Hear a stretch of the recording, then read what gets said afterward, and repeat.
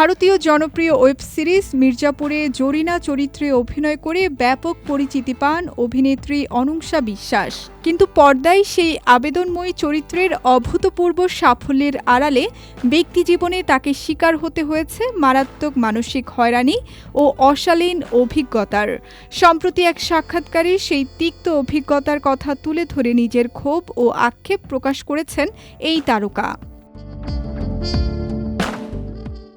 অনুংশা জানান, মির্জাপুর ওটিটিতে মুক্তির পর থেকেই তার সামাজিক মাধ্যম, ইমেইল ও ব্যক্তিগত ইনবক্সে কুরুচিকর বার্তার বন্যা বয়ে যায়। বহু মানুষ পর্দার চরিত্র ও বাস্তব জীবনকে আলাদা করতে না পেরে তাকে সরাসরি নানা অনৈতিক কুপ্রস্তাব দেওয়া শুরু করে। অভিনেত্রীর ভাষায়, ইনবক্সে কুরুচিকর ভাষায় নোংরা সব প্রস্তাব দেওয়া হতো, যা দেখে তিনি মানসিকভাবে মারাত্মক বিপর্যস্ত হয়ে পড়েছিলেন।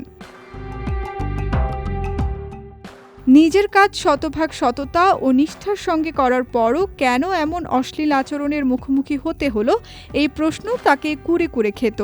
সমাজের এই বিকৃত মানসিকতা বদলানো অত্যন্ত জরুরি বলেও মনে করেন এই অভিনেত্রী। সামাজিক মাধ্যমের এমন তিক্ত অভিজ্ঞতা পেরিয়ে অনুংশা আবারও প্রস্তুত হচ্ছেন বড় পর্দার জন্য।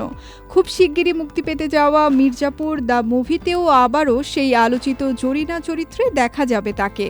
বড় পর্দায় ফেরার আগেই সেই পুরনো ভয়াবহ অভিজ্ঞতার কথা স্মরণ করিয়ে দিলেন এই অভিনেত্রী।